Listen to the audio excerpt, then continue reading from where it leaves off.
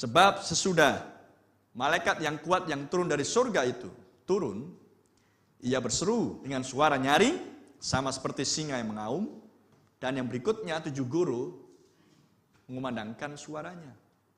Jadi siapa yang harus menerangkan dan menafsirkan 7 guru? Malaikat itu sendiri. Dan siapa malaikat itu? Yesus Kristus sendiri. Maka dia harus turun dari sorga. Dan karena di bumi dia tidak punya tubuh yang bisa dipakai, sebab tubuhnya ada di sorga, menunggu sampai waktunya tiba, tubuh itu akan kita lihat lagi nanti di pertemuan di udara. Maka Yesus Kristus dalam rupa roh, dia harus diam di dalam sebuah bejana tanah liat, tubuh manusia di bumi. Maka siapa yang dipakai? Seorang nabi. Praise the Lord. Dan seorang nabi adalah seorang pelihat. Itulah tanda Mesias yang menjadikan dia memiliki bukti bahwa dia adalah seorang nabi. Oh, terpujilah nama Tuhan. Haleluya. Inilah poin, inilah yang inti yang harus diberitakan di akhir zaman. Amin. Inilah inti yang harus diberitakan di akhir zaman. Tuhan sendiri turun dari surga. Itulah kemana-mana saya senang untuk memberitakan hal ini. Memang sulit bagi orang, tapi bagi domba tidak. Itulah sebabnya kita beritakan yang sulit karena hanya domba yang mampu mendengar. Amin. Tapi kalau kita beritakan baptisan air, kita sampaikan tentang benih ular. Mantap Pak ya. Baru tahu aku sekarang kalau Kain bukan anaknya Adam. Wah, berarti selama ini aku udah salah ya. Gampang itu dimengerti. Ya, baptisan agak gampang. Bahkan tanpa pewahyuan pun. Tapi ketika Anda berbicara tentang meterai ke-7, Tuhan sendiri turun dari sorga, membukakan gulungan kitab. Oh iya ya. Manggut-manggut tapi tak ngerti.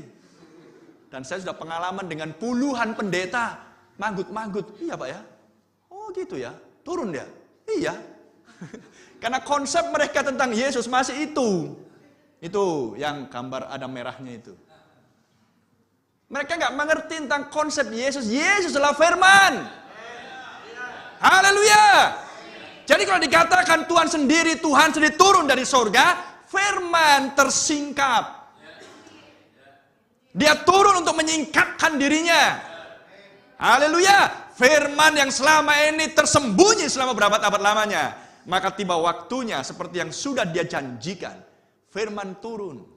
Kristus turun. Kristus Yesus. Haleluya. Sang penafsir turun.